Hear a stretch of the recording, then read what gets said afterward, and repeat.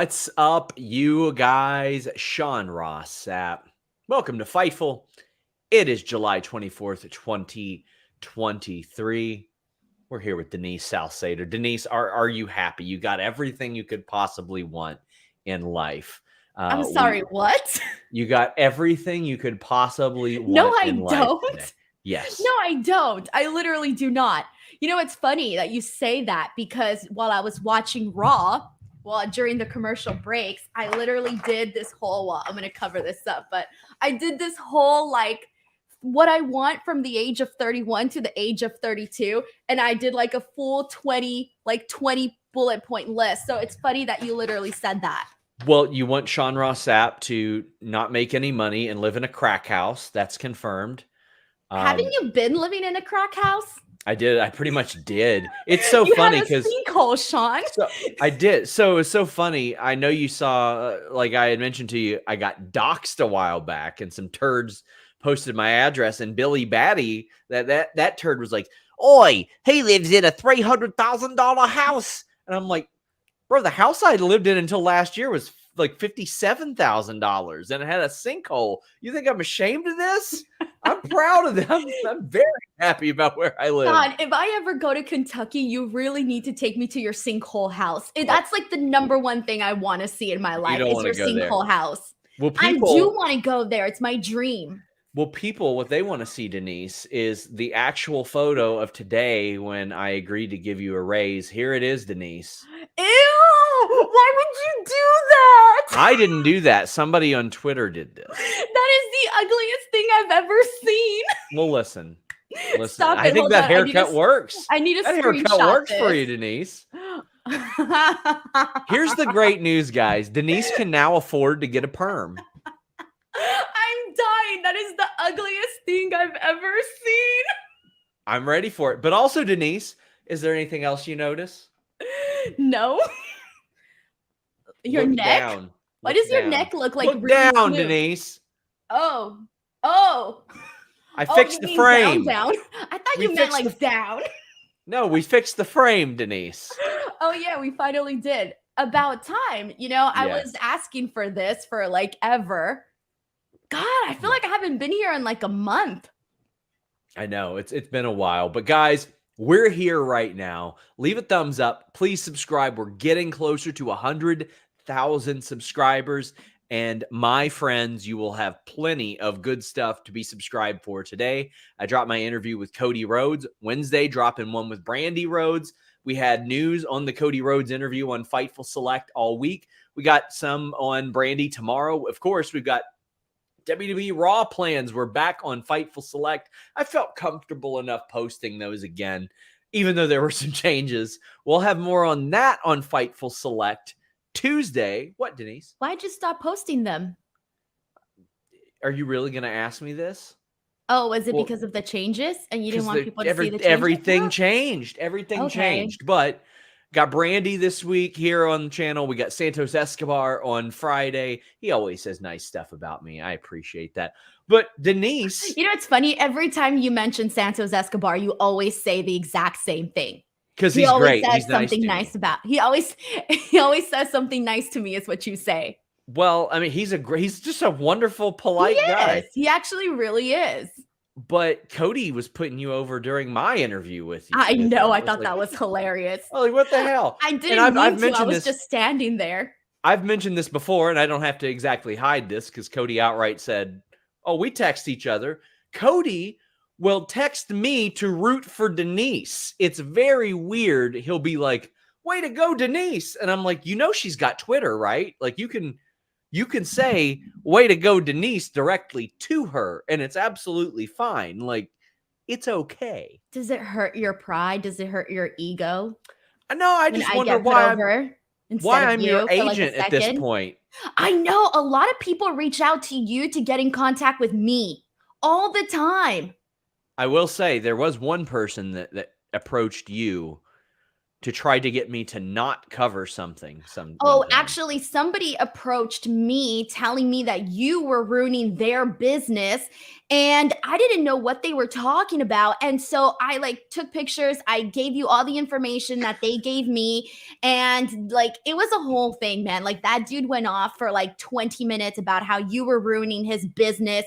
And I was like, bro, I don't even know what you're talking about, but I will let Sean know. It's because we were covering Joshi Wrestling and they wanted us to wait 7 to 10 days before publishing it publicly instead of behind the paywall. I'm sure Stardom would have loved for Scott Edwards to post his interviews a week after the event that he was promoting actually happened. Sometimes you just run into strange situations. I was confused. I thought at first he was trying to get a job. And I was like, you can email Sean and ask him for a job. Oh, man. Well, anyway, and enough of that. We've got a lot of fun stuff on Fightful this week. Fightful Select is going to have some contract news, some very interesting contract news that is related kind of to WWE and AEW. We had a bunch of news this past week, just a ton of stuff. We interviewed Willow. We've got the interview with Cody, with Brandy, with Santos Escobar. We got a bunch that we're peppering in and out. And then I'm turning around, going right back to Detroit to do even more interviews. Leave a thumbs up, subscribe. I'll plug FightfulSelect.com later. We had the Raw plans back on there today. We'll have producers, a lot of backstage notes, updates. Get in your super chats, get in your humper chats. That's the most direct way to support us tonight. Fuller Op, an IRL friend of mine, resubscribed to Fightful's Twitch channel.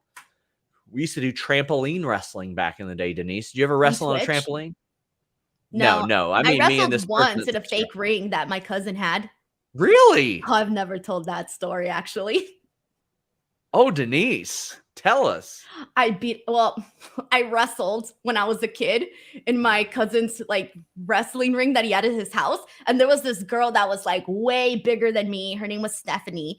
And you would think that she would kick my ass, right? So she went in there and we were supposed to wrestle and everybody was watching. Well, I kicked her ass. And so for years, my cousin would always tell me like, oh yeah, I remember when you beat up Stephanie? And so when we see her at family gatherings, it's like those far away, like she's not technically my relative. Like she's one of my relatives, but not my relative. And so every time I see her at a party, my cousin goes, oh yeah, that's Stephanie. Remember you beat her up? I think that's her name, Stephanie. Ricardo, thank you for the super chat. You say, am I missing something? I'm tipsy, but I enjoyed Raw tonight. Also, I'm almost 3 years as a member. Believe I'm the longest. You tell me. Luis says, I believe it's Valab, but don't quote me on that. Yeah, Raw was fine. It was fine. Taylor Cannon says, hey, SRS, really enjoyed the interview with Cody. I did too. I had never interviewed Cody ever, period. Was this your first time too? Yeah, it was my first time too. Wow.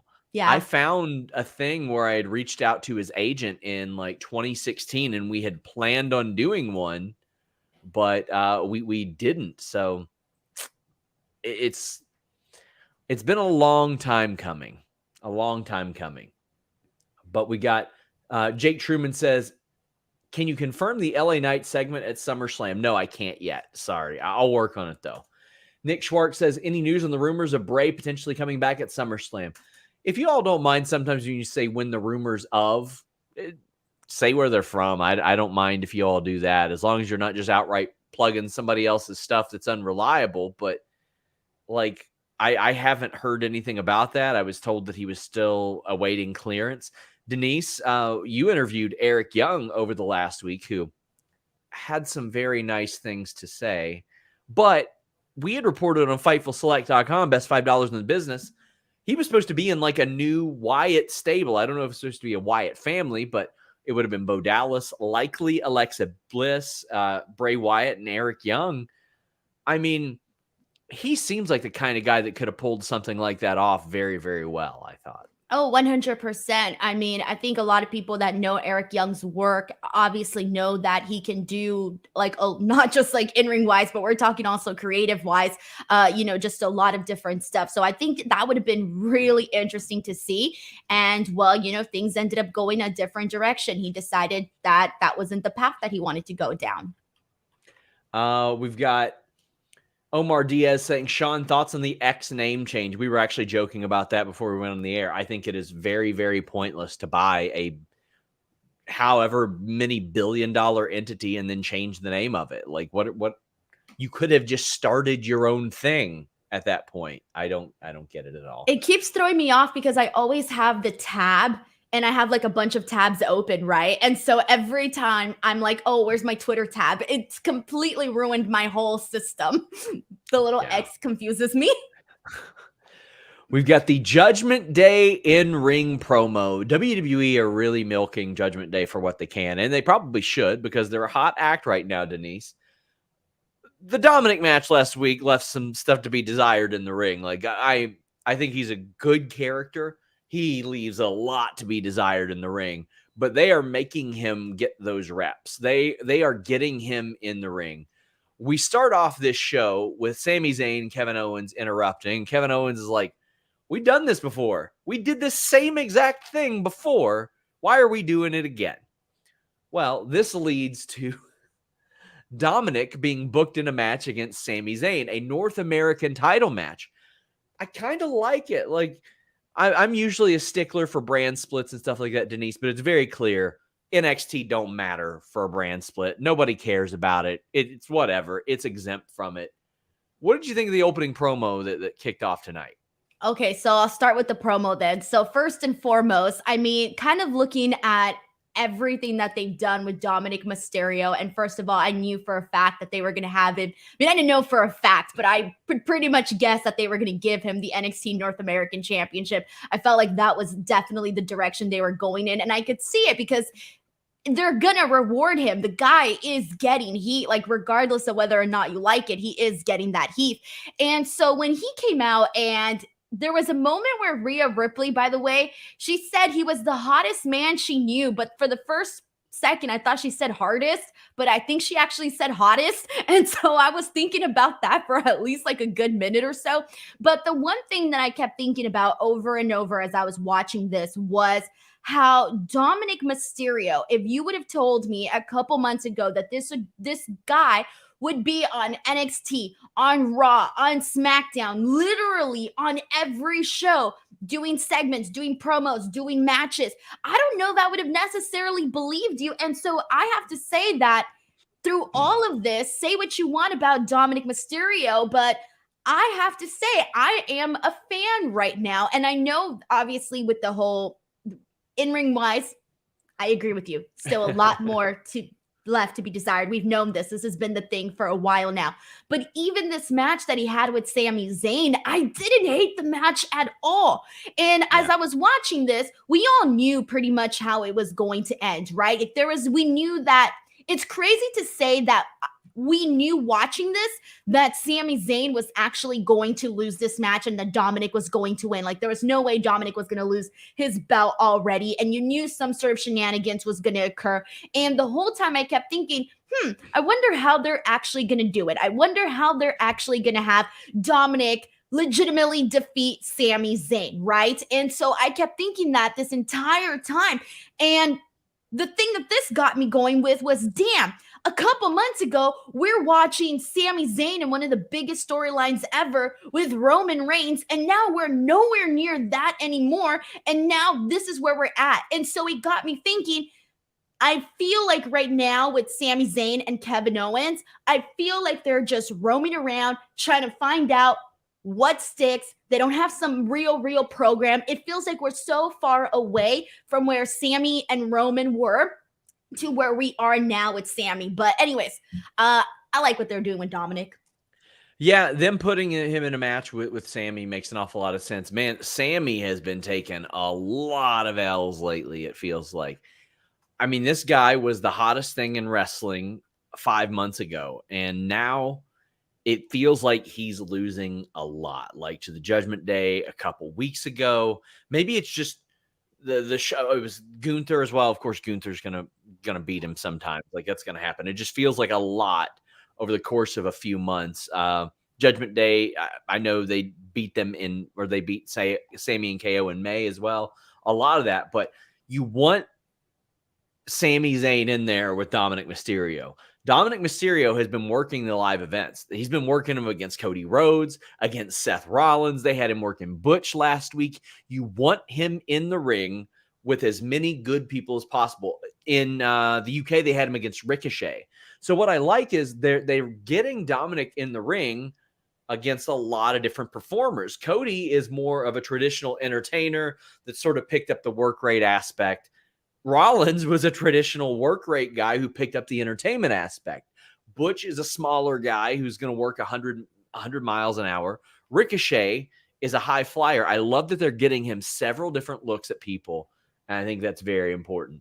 The big story of all this became Kevin Owens. Backstage, we find out later that he's dealing with an injury, and this came about because during the match, there was an attack on Kevin Owens. After everybody had been ejected, they throw him, they being Judgment Day, throw him back outside into the rampway. That distracts Sami Zayn, leads to the loss.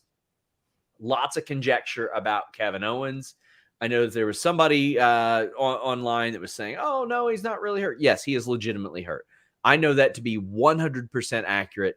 He is legitimately hurt. Now, that being said, I don't have any information on a timetable. When I say he's dealing with a legitimate injury, it just means he is dealing with a legitimate injury. However, I don't know if that means like he could wrestle on NXT for all I know. Like he could roll in there tomorrow night and face Wes Lee or some stuff like that. Or he could be out 2 or 3 months. I don't have a specific answer to a timetable or anything like that, but he has been dealing with an injury. Denise, that's a bummer. I hope it doesn't lead to the vacating of the titles, but it shouldn't anyway. I hate vacating titles, especially tag titles, especially when the tag titles in the past have been freebirded about 1 billion times. Also, when Sami Zayn holds this title, Denise, it'd be very easy to have him be like, no, I'm not going to vacate them. I'd rather defend them myself. Well, also, we also just had so much happen with the women's tag team side of it. Yes. I feel like, oh no, we would not want this right now with the men. So I hope this is a situation where if he is dealing with an injury, that it's not something that's going to take him out of the action for several months. And I do hope that they find some way because like I was saying, it feels like right now, Sami Zayn and Kevin Owens are just the two cool, popular guys hanging out backstage with gold and no real like purpose in terms of a storyline. In terms of a storyline, I don't feel like it's there. And that kind of sucks because again, we're talking about these guys that were having the, one of the biggest matches at WrestleMania against the Usos, freaking main event, closing out the show. And when they won the titles, I'm thinking, okay, we're going down this fast lane now with tons of great stuff for Kevin Owens and Sami Zayn. And coming off of that, I don't even really feel like they actually legitimately had anything real and concrete planned for these two as tag team champions. It's just really their popularity that is what is intriguing people. Yeah, I completely agree. We've got Rock Hard Joel Woods saying, back when he was the hottest thing in wrestling, he was still losing a lot. Dude lost like 90% of his matches in the bloodline. I'm going to go back and look because I feel like that may be misrepresented a little bit. I don't know if it's 90%, but Sami Zayn was losing a whole lot. I do like as I'm looking right here from December-ish through when he got his title shot. Like just looking at this. Okay, so Roman Reigns obviously beat him, but before that, where are we at here? The Usos and Sami Zayn defeated the Judgment Day. He lost a match, but it was by DQ. Bloodline defeated KO, Street Profits. There was the Cena match, of course, but then he beat AJ. He beat Sheamus. The Bloodline won War Games. It wasn't quite as much. Maybe he's also talking because I still remember him losing, like even before the Roman Reigns program started. Oh, sure. Even before that, like they just had Sammy just be Sammy and like just losing and stuff, like even before this whole bloodline situation started. Yeah, I just feel like it's very pronounced now. But I mean, again, I don't mind a tag team champion losing a singles match, but obviously this one is like, This one was a different scenario because you knew what they were doing with Dominik. You knew that he wasn't going to win cleanly. That was not what they were going to do. And he wasn't about to lose his North American Championship in his second defense now? Yeah, second defense. Lots of shenanigans tonight. Like almost on every match, there were shenanigans. Like nothing clean. Becky Lynch defeated Zoe Stark, but there were still shenanigans in the match. Trish got involved doing her thing. And Zoe Stark has just been a revelation on the main roster. And you can tell how much they trust her. And it was funny, Denise, not to toot our own horns, but when me and you were doing interviews with her in Dallas, we were like, it ain't going to be long before she's on the main roster. Like it became very, very evident that she was somebody that they were looking at and liking. I'll have more on that in the coming week or so on FightfulSelect.com. But like every time I see Zoe Stark, she's in there with Becky Lynch, who is as good as she's ever been in the ring, and she hangs right there. We knew Becky Lynch was going to win this match. It was the natural progression to set up the Trish match. But man, Zoe Stark is killing it. I'm so happy that they called her up. So this match, to me, first of all, there was a lot of things that I picked up on this one. And the main thing really was that obviously there's going to be a character development growth, right? Sure. Like you know that in order to be a main eventer on WrestleMania, not just for the men, but obviously for the women too, both sides of it, that you have to have the star package. You have to have the look, you have to have the clothes, you have to have the presence, you have to have all of those boxes checked. And the big thing, the big box that Zoe has already checked is the in-ring wrestling. She's got it. She went in there with Becky Lynch and they had this match that it would have seen, I don't know how many times. I don't know if this was the first time they legitimately wrestled to get like one of the first times, but I don't know how much more times they've wrestled, whatever. The point is that this was a very seamless match between the both of them. They wrestled like they had been wrestling each other so much more.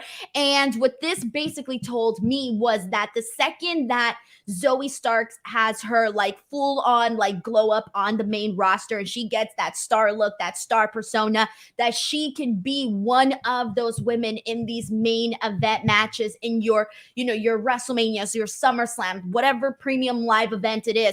I really feel like today kind of showed a little glimpse of that. And we had already seen that before, but I think more so today, just seeing her actually have a longer, lengthier match with Becky Lynch, it told me that Zoe's going to get there for sure. I just think that now it's a matter of, just again, having that glow up with her presence and her presentation.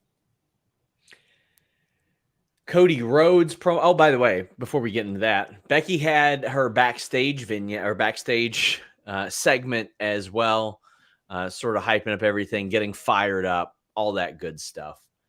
Cody Rhodes cut his promo, and he's straight up calling out Brock Lesnar, saying that he's not poking the bear, he's slapping the bear in the face. He wants the match. I haven't heard anything of a stipulation or anything like that. But I would have loved if they did a dog collar match. I think that would have been a great callback for a lot of things. Do you think that this Cody Brock match needs something? I'm pumped for like just to see what Cody's going to do after. Because if he loses this, I'm going to be like, damn, really? They filming another documentary for me to get sad about? What's going on? Denise, he asked me on the steps of the red carpet. He goes, "What'd you think of the documentary?" And I said, "Well, you probably should have won the match." That would have probably been a better ending. Yeah. And also it needed more rubber chicken. But like, does this match need anything else for you? I don't know. I'm not going to say, it needs something else, but I do think that they have to distinguish it a whole lot from their first two matches, and however they decide to do that. I really want to, because here's the thing, like, I feel for me that when I think of the trilogy and the matches that Cody Rhodes had with Seth Rollins, they just stand out a lot more to me than the matches with Brock Lesnar. And I feel that this rubber match with him and Brock has to really be that exclamation point of a match that makes me go, you know what? All of these weeks and months of storytelling between Cody Rhodes and Brock Lesnar was absolutely worth it because of this match. And I didn't feel that way with the first two matches. So for me, I mainly just want to have this match be the one going, you know what? It was freaking worth it. This is the match that we had been waiting to see between Cody and Brock Lesnar. We got Nick DeVito saying, "Hey, Sean and Denise, hope you guys are doing well. Was wondering what you guys think about Cody's potential opponent after SummerSlam.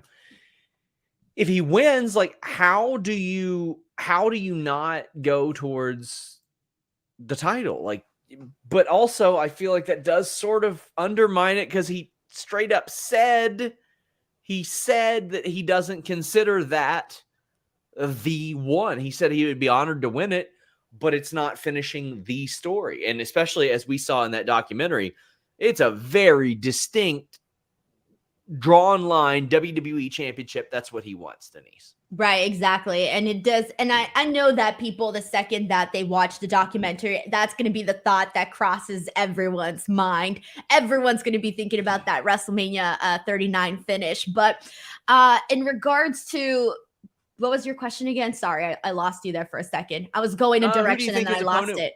Where do you think Cody would go It was. after? I was thinking about this actually while you were discussing this, and I was thinking that Gunther, to me, feels like a big time competitor. You got a great heel. I hope Rumble history. Exactly. There you go. That too. And obviously right now what he's doing with Drew McIntyre, we'll talk about that later, but it's like, okay, cool. They can do their thing.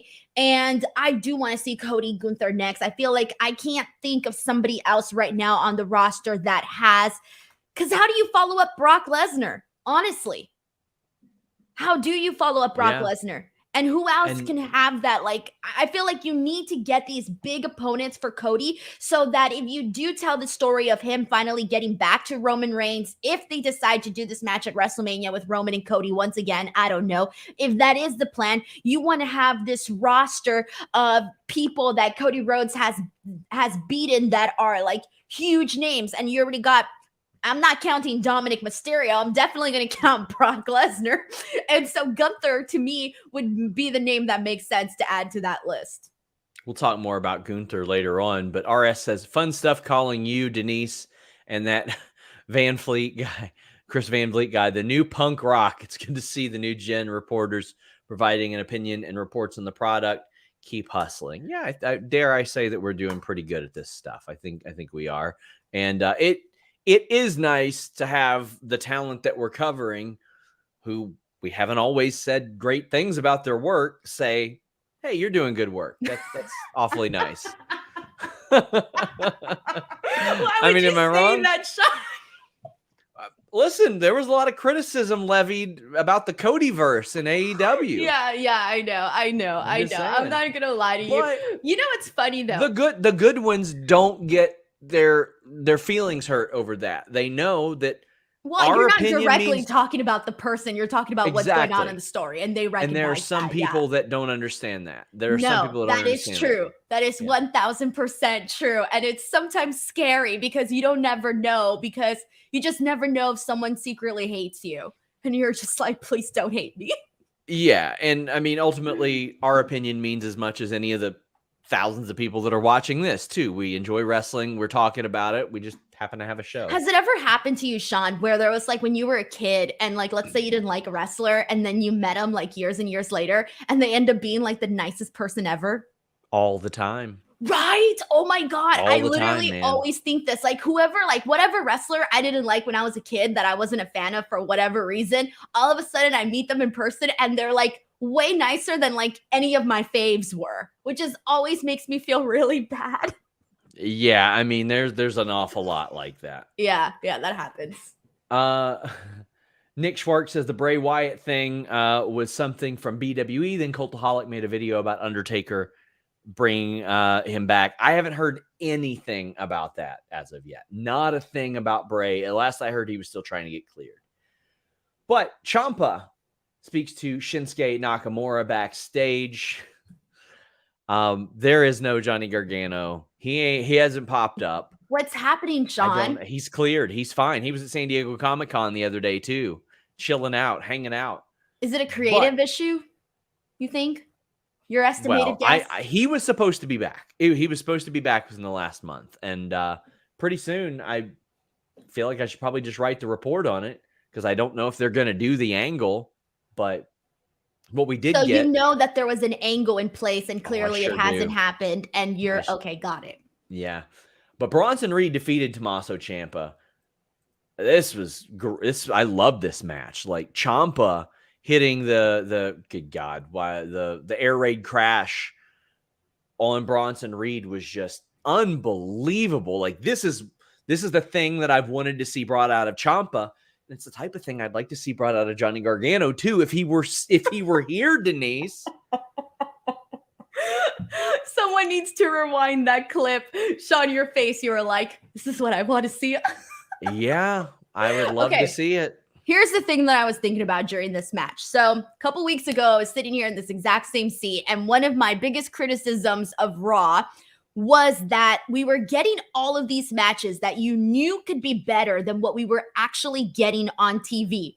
Do you remember this? Like, I remember coming out here and being like, damn, we're getting these like 1 minute, 2 minute matches that are ass when they could be so much better. And you know that they can be better because of the wrestlers involved, but then they're kind of cheating us of getting an actual fruitful match. And so one of the things that I did notice from today's Raw, with a couple of matches, we already spoke about one of them, which was Becky Lynch and Zoe Stark. This one was another one where they were actually giving us time with these people, where we actually got time, except for maybe like the Damian Priest match. We actually got time with some of these matches. And to me, that was like the biggest thing that really stood out to me about this Raw. So I was thankful for that. Yeah. Some of the absences are really being highlighted right now. Like I feel like on SmackDown even too, like the people that aren't on the show are getting an awful lot of like, why aren't they featured on the show? Like, why aren't they around? Who are we talking about? Anyone in particular on SmackDown? AJ barely being on the show and then popping up for the cross stuff. But oh, okay. I thought he was injured. Maybe I was dreaming that. KE775 says Ciampa versus Nakamura, Reed bringing Gargano out of the abyss. Reed looks awesome.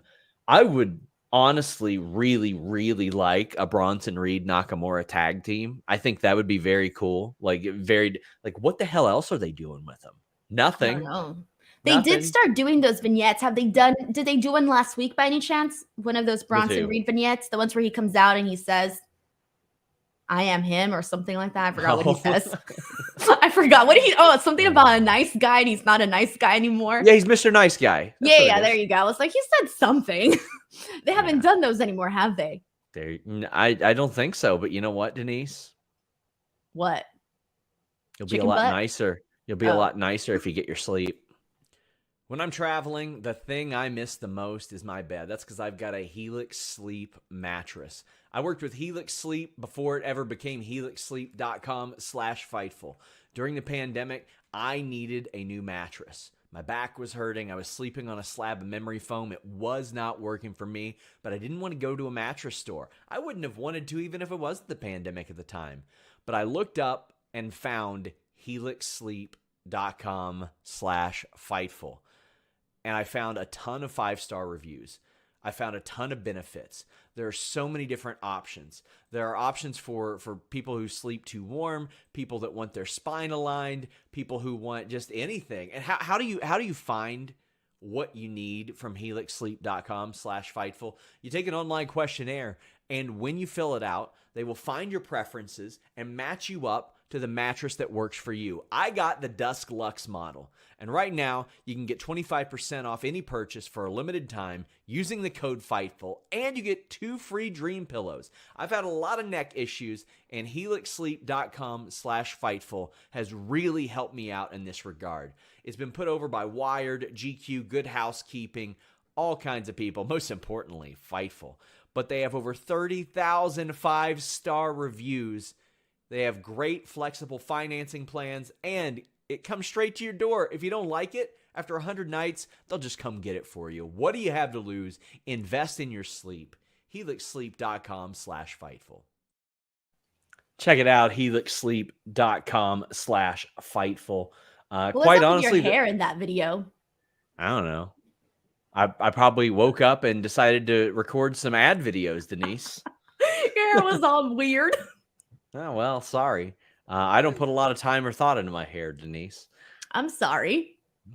Maybe you should. You're on camera. I'll just hire a hair department now. I can afford that now, Denise. Yeah, you can. KM says matches have been humpers, but it's been like a month of the interference story angle. They just switched Ricochet for Champa. Is this really the best they could come up with? It does seem like a lazy transition out of that. It's just like they swapped one guy in, one guy out.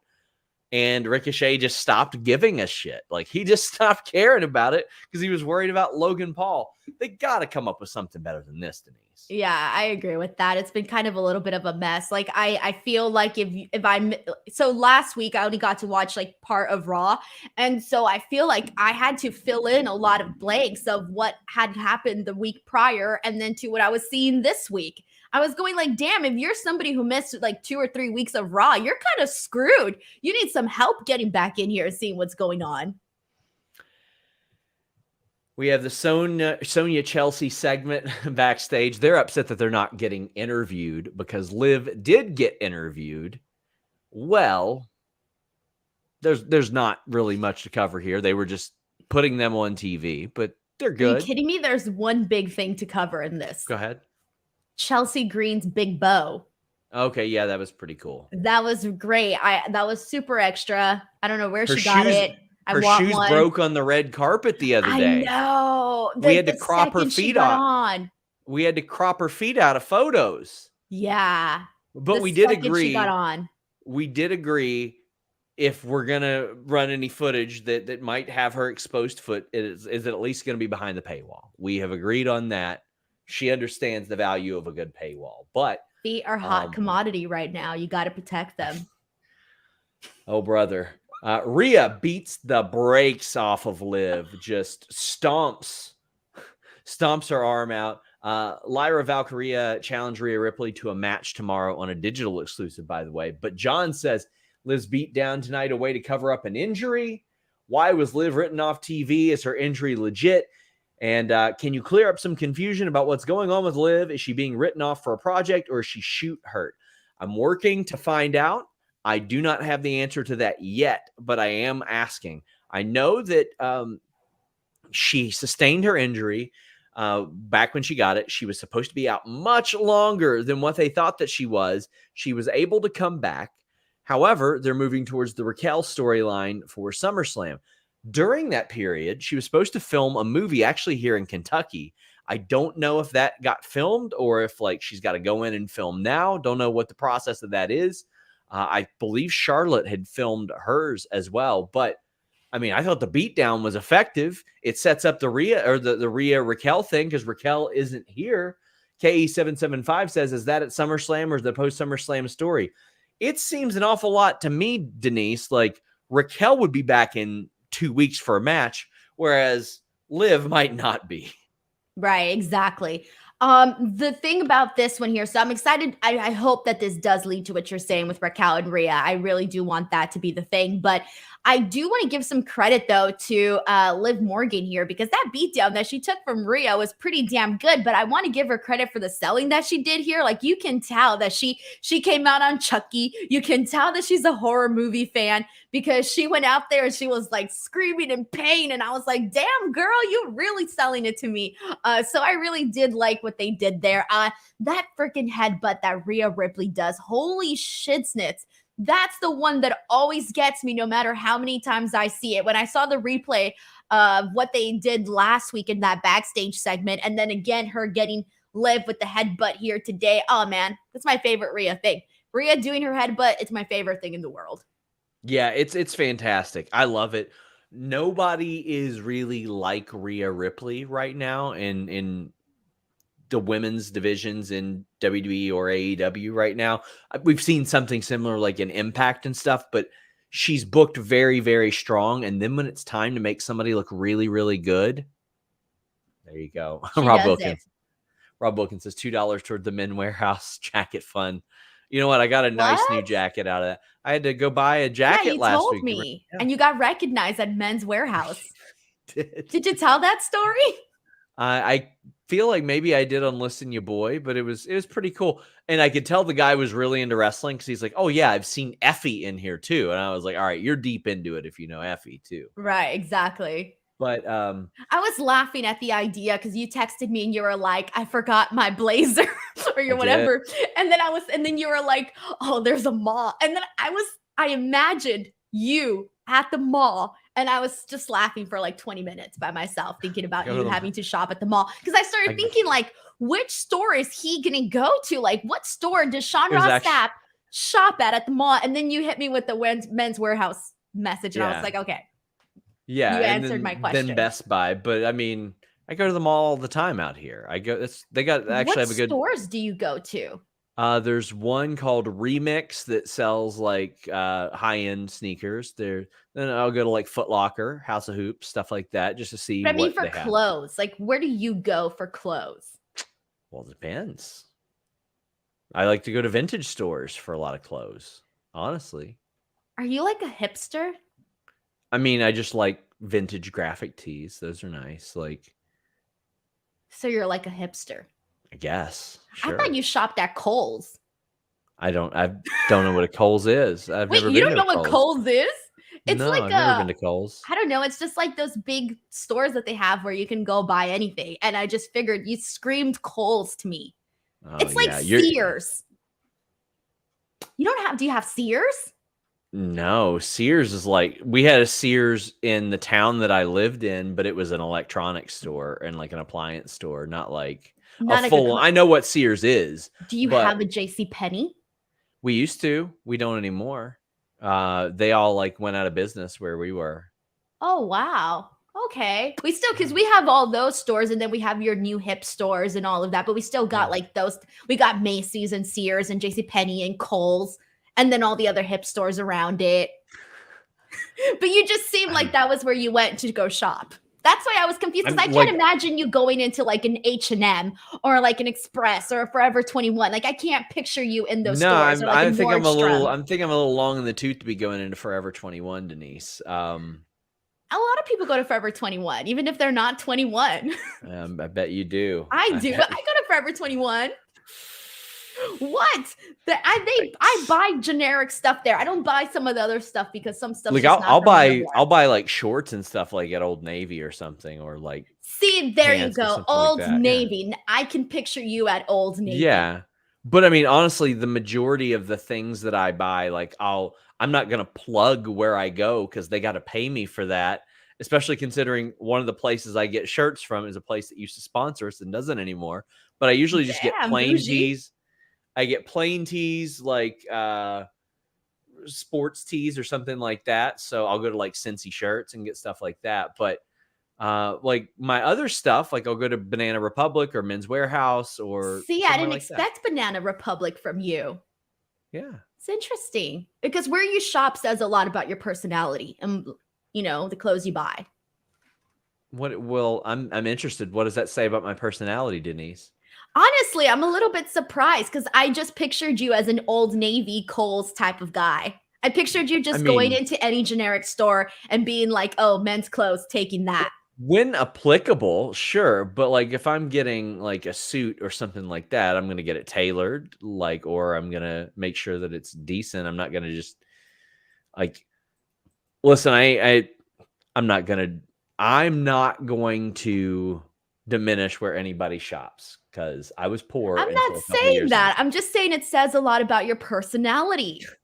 Where you shop at. Oh gosh. Anyway, I shop everywhere. Orlando Arrego says, Denise, you do know that JCPenney is closing all over the U.S., right? They are? Yes, just like I told you. No, there's one here right by my house that's been like there forever. Not for long, buddy. We got Andrew saying sales sometimes. I think Liv might have a good chance at the Rumble. Story is already there with Rhea, but we'll see. Hope she's not hurt. I hope not either. When I would go back to school shopping, my grandmother would take me to JCPenney when I was like 8 or 9. Really? My grandma took me to Burlington Coat Factory. That's where she used to give me a budget and she would let me pick out my outfits because she used to work there. So she would get like an employee discount. So yeah, I would get my back to school outfit at Burlington Coat Factory. Well, if you're trying to take someone to the Burlington Throat Factory, check out our sponsor, BlueChew.com, and the code Fightful.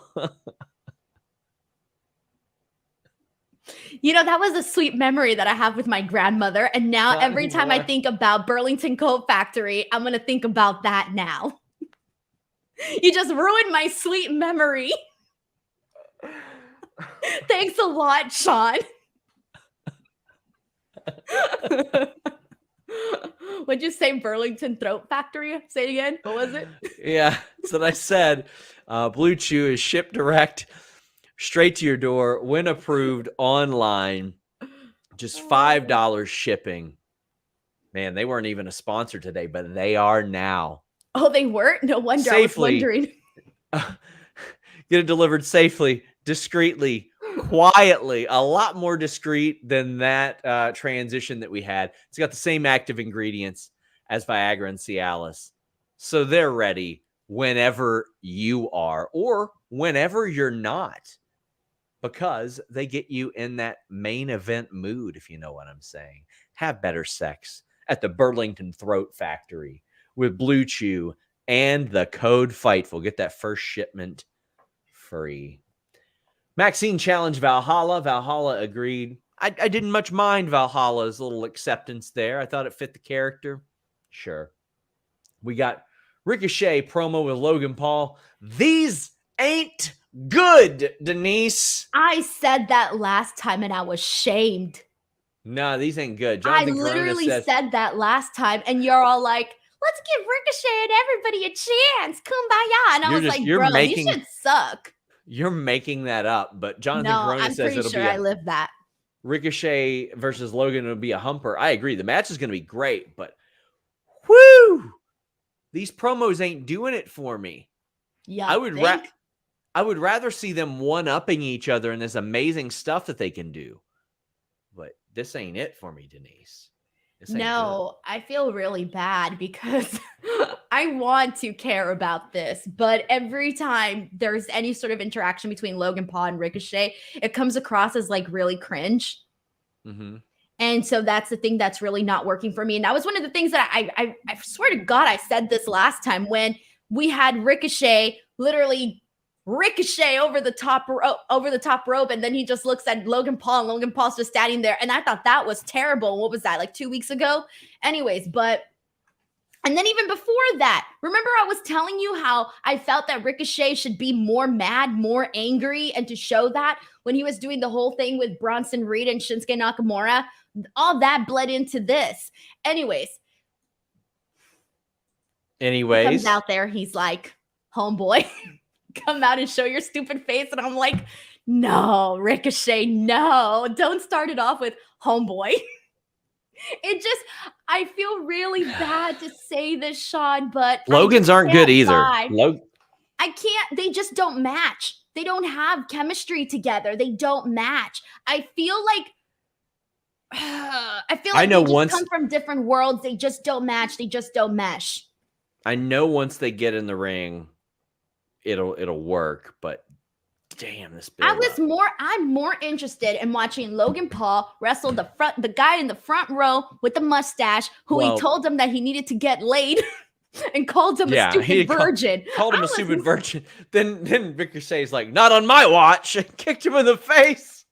I'm sorry, but that was hilarious. Ricochet goes, not true, that guy humps, and kicked him in the face. Okay, I'm more interested in that match right now than what they're doing. I mean, I know Logan Paul Ricochet is going to be good. I hope it's going to be good, but the promo stuff is just cringeworthy. Guy in the front row was like, now that's not true. I've got a 20% off coupon to the Burlington Throat Factory. I really want to see that guy's mustache. You can tell a lot of a guy by his mustache. You can tell a lot by a lot of things. Rock Hard Joel Wood says that may have been the best lead into an ad read ever. Poor sweet Granny Salcedo. For reals, bro. That's a sweet story, you know. You just ruined it, damn it. You ruined it. I'm sorry. Guys, get in your super chats, get in your humper chats. Please leave a thumbs up. We would greatly appreciate it. Backstage, there's Judgment Day intimidating Tozawa, and Apollo is like, pick on somebody your own size. So then Damian Priest does and beats Apollo's ass, Denise. I'm glad that this didn't have shenanigans. He won this decisively. It was an okay way to set up the match. But do you think Apollo Crews should have stayed on NXT? That's the real question. I'm going to say yes, because we were at least seeing him on NXT. Yeah, I will say yes, because he's I really think he's got something in him that could be really, really good. And now he's 35. They've made no effort to highlight whatever that is. And we are going on about 8 years now. And they've never done that since NXT through everything.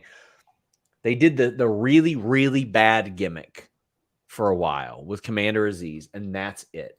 I'm glad that Damian Priest is getting a clean win here. He should. I mean, you got to add some credibility to him. They just unfortunately have not had anything for Apollo this whole time. And I don't think they ever did, to be honest. I think they just drafted him back to the main roster because it would have been weird if they didn't. Yeah.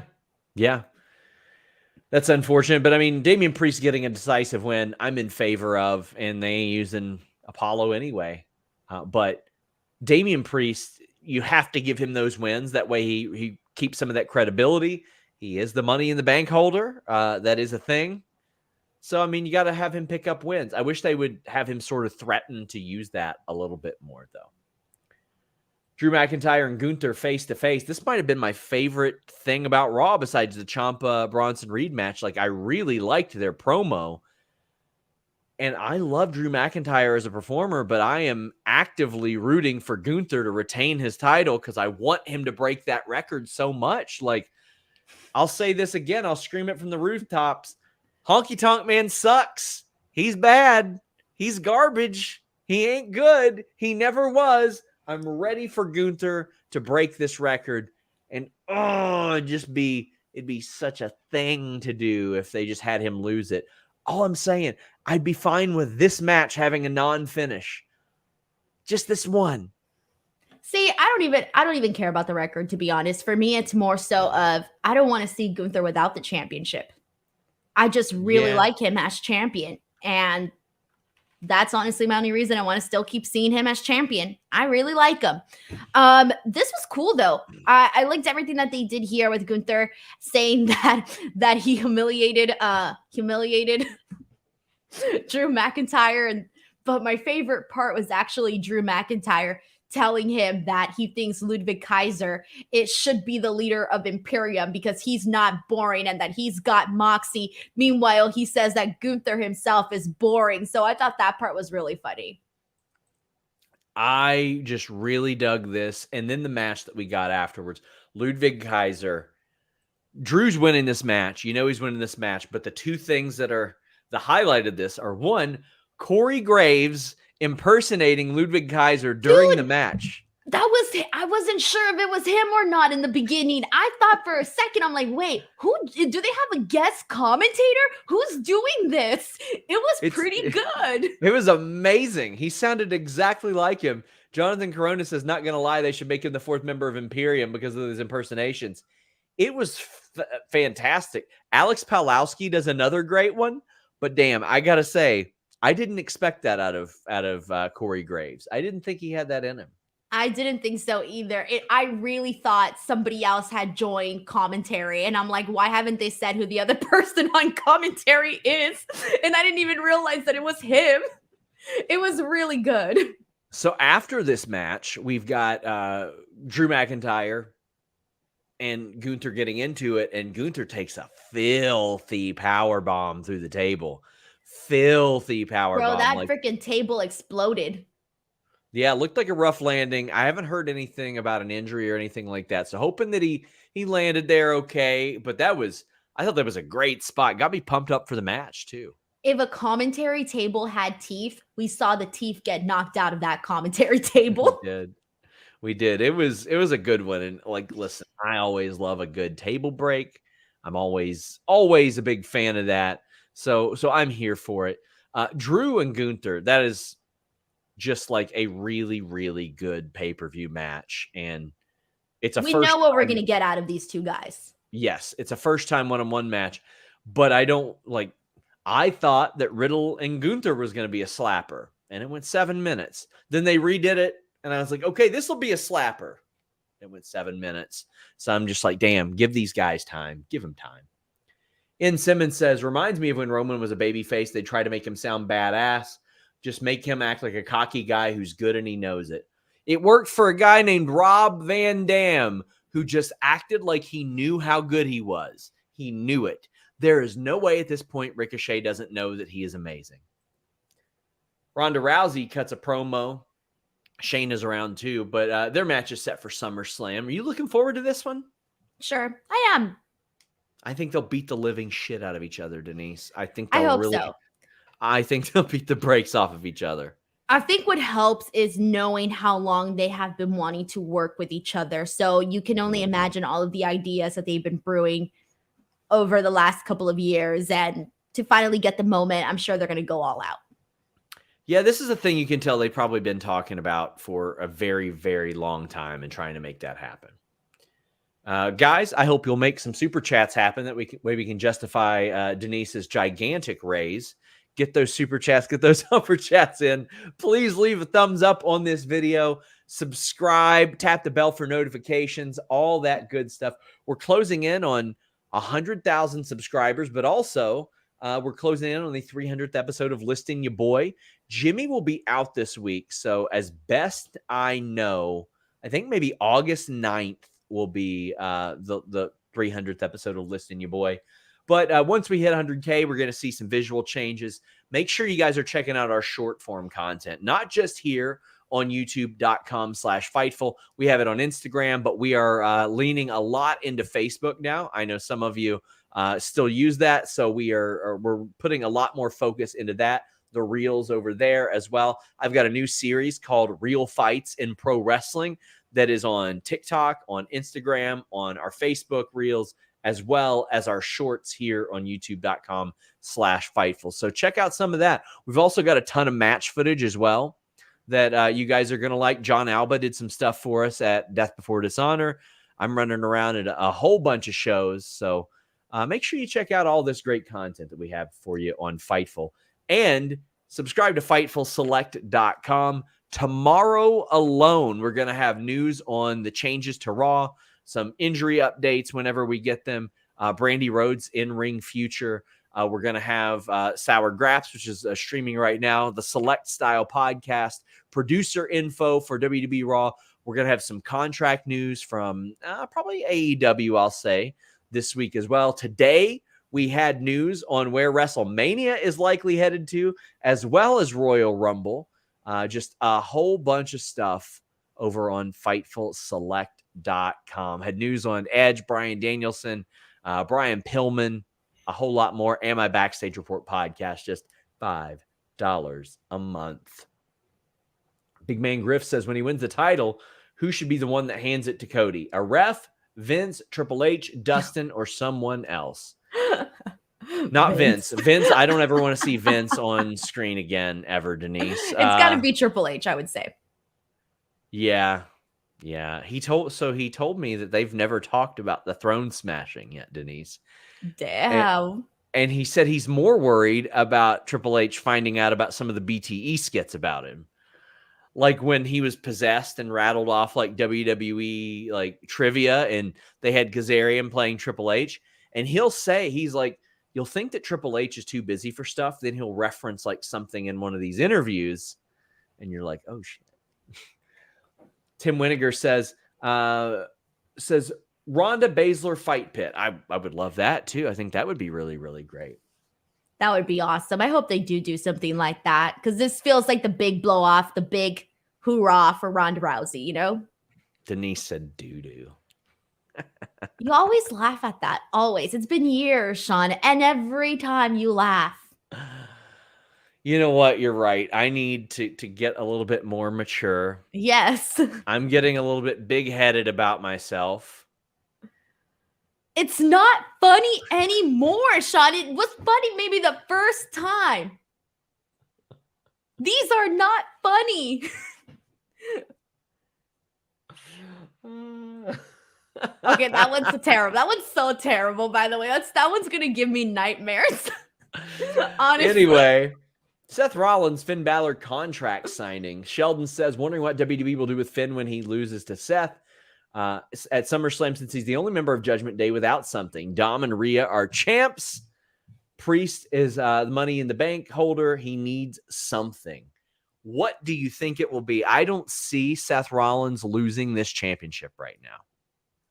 Man, oh God. All right. I just don't think it would be the right thing to do because right now Seth Rollins feels like the biggest that he's been in a minute. And I feel like getting rid of him as a champion would let go of a lot of other possibilities of things that they could do. So I don't see Seth Rollins right now losing the championship. For Balor, I think that might be his next thing, Denise. Like once You actually think so? No. I don't think he's going to win the title. I think that him not having something will be his next thing because he's looking around. He sees Dom with the title. He sees Rhea with the title. He sees Damian with a briefcase. And we get like, how often have we seen people that don't have get a little bit dickish to people who do have that have something that they want, that they wish that they had. And to Judgment Day's credit, they're pulling out all the stops to make this happen. So Judgment Day attacks Seth Rollins. Sami tries to make the save. It ain't happening. Kevin's injured. He wasn't out there that I saw. So they beat the snot out of all these guys. Judgment Day are being good friends. Even though they have their own things, they're there for Finn Balor. They're making every potential way for him to become the champion happen. And Priest has even said, hey, if I win it, you're getting first crack at it anyway, whether you win this or not. Oh, man. You want to know my favorite part of this? When Finn Balor told Seth Rollins that he had been a 7-year itch, and now he's going to be his 7-year bitch. Yeah. Also, FightfulSelect.com, best $5 in the business. Confirmed tonight, Denise. Officially, internally, it is dirty Dominik Mysterio.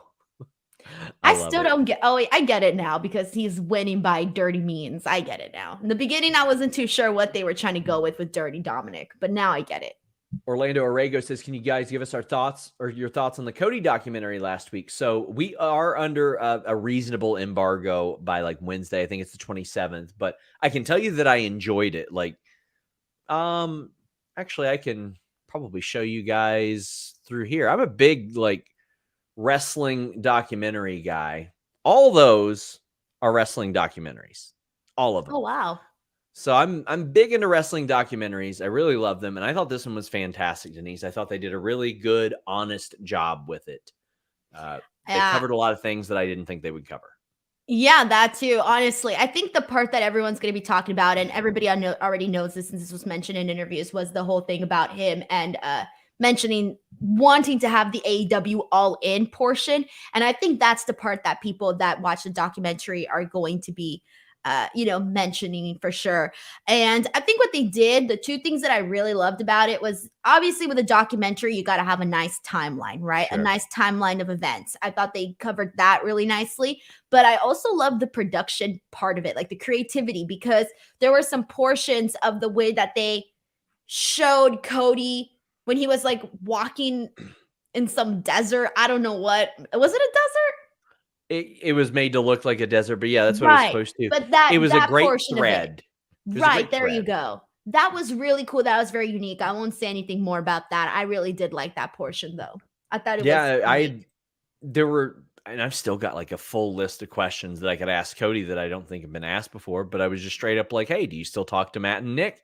He said, yeah, they approved the BTE footage being used. And I was also told AEW had to sign off on that as well and gladly did so. So I think it's going to be interesting. It's going to be an interesting conversation. Yeah. On Wednesday on what do you guys want to talk about? I'll be able to talk a little bit more about this because we were told the 27th, I believe, is when we could kind of talk about it. But it is I wasn't given a date. I was just told near the actual release date. I was told the 27th. Yeah. Oh, shit. Okay. Rock Hard Joel Wood says, I think a possible route after Cody and Brock should be Balor. Tons of history to play there with the Bullet Club. I agree. And listen, Switchblade's killing it in AEW. Like it's he is the big winner. He and Juice are the big winners of Collision. But Switchblade Jay White, by all intents and purposes, should be in a top of the card feud in WWE right now. He should be feuding with AJ Styles, Finn Balor, or Cody Rhodes right now. or Seth Rollins. He should be a main eventer, and they fumbled it because him and Cody would have been nothing but money. Parker Hines says, how long should Priest hold on to Money in the Bank? To me, honestly, in all these, the longer the better, unless there's an injury. Like if Seth got injured and you didn't want to vacate the title, then I think it's used really, really well in that sense. But Denise, you're back. Gosh, are you working the day of SummerSlam, or are you going to a concert that night? No, oh my God, I swear to God, at least 20 people asked me if I'm going to freaking SummerSlam. No, I didn't ask you if you're going to SummerSlam. I know, but I'm tired of answering this question. I'm going to be at the Taylor Swift concert on Thursday. Media Day is on Friday. There are no flights from LA to Detroit. That would make sense for me to get there on time for the Media Day. And if I don't show up for the Media Day, it's not worth it for me to go. I might as well watch SummerSlam at home. Everybody keeps asking me. I've finally snapped. I was just trying to make sure that see if you were hosting our post show, Denise. Oh, well, you should have just asked. That's what I tried to do. That's what I just tried to do. Okay, yes, I will be here doing the SummerSlam post show. I'm still kind of looking at things because honestly, the last press conference was a little too kayfabe for me, for my liking. I was like, I know you told me you were gonna hop on, and I was waiting for you. And I'm like, this guy never showed up. Yeah, it was a little too kayfabe for me. And honestly, Money in the Bank. Well, I mean, some of them, yeah. And that makes me be like, should I change my flight to Saturday and get out of there and come here and be on the post show? Yeah. We'll see how it is. Just to me, if I don't go to the Media Day, it's not, I can watch at home, that's just what I can do. But I can't because I'm going to be at the concert on Thursday. So I won't make it on time for Friday. And I'm not going to get rid of my tickets. Do you know how long I've been waiting to see Taylor Swift at SoFi Stadium? Bro, I had floor seats for Loverfest. Not even floor seats. Not even floor seats. Taylor Swift was going to be right here, Sean. Sean, look at my finger. Right here. And I was going to be right here. I'm not kidding you. Like, this was legit my seats for Loverfest.